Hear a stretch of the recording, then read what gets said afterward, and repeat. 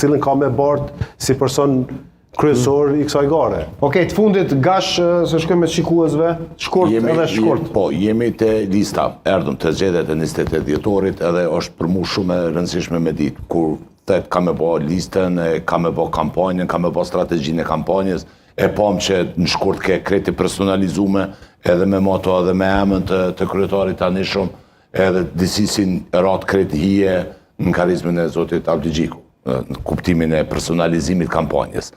Nuk e di shumë apo votojmë, a kena me votu për LDK, na për Lumirin. Edhe kjo është... Lumiri ka pri LDK si kandidat për kryeministër. Dhe ka qitë tretën. Ajo është çështje pastaj e rezultatit. Po kjo është, prandaj për me fitu prap ti dush me ndryshu diçka. Mos prit ndryshim kur e ki çasin e nejtë, si më thonë. Dhe pyetja realisht është këtu.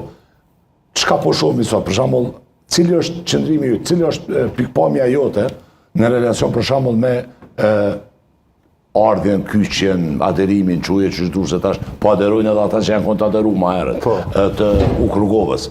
Do të njohë që është figurat i goqa kontroverse, situata. A e konsideroni, edhe në ditëlindje të presidentit historik kemi sonte, pa çka që ka bo biologjik, do më thonë, kjo është lëvizje politike, është pikë politike, e babës ti e jo e Zotit Ukrugova në këtë aspekt.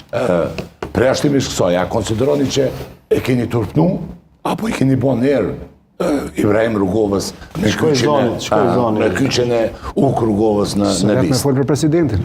Mendoj se as djali biologjik, as bit dhe bijat politike nuk mundën me turpnu figurën e presidentit historik Kosovës Ibrahim Rrugova. Ajo është jo vetëm i LDK-s, në amburimi që ka qenë themeltari i LDK-s, themeltari i shtetit, ideolog i demokracisë dhe i pavarësisë në Kosovë, po a është për te i LDK-s, a është maj masë LDK-a, a është i kombit, bile edhe maj masë Kosova, sa i ka përfaqësu shqiptarë në Jugoslavi dhe për te. Pra, si ide, si ideologi, si pikpamje, si vizion shumë maj masë. Po, djali vetë pa të shku me disë Rrugova me akën, sa do që mundohem tash me zvoglu, me marë pjesë nga pjesa e ti, normalisht e zvoglojmë. Pra, mendoj që duhet me lënë të pacënushëm, normalisht është ideja dhe ideologjia ti që prevalon në lidhën demokratike të Kosovës, dhe na tash duhet me pasë që është më shku. Ajo që ka ndodhur me non shkurt është punë e kryme, unë mendoj personalisht se na duhet me shku si ekip. Avantazhin e krijojmë si ekip sepse LDK-ja ka ekip.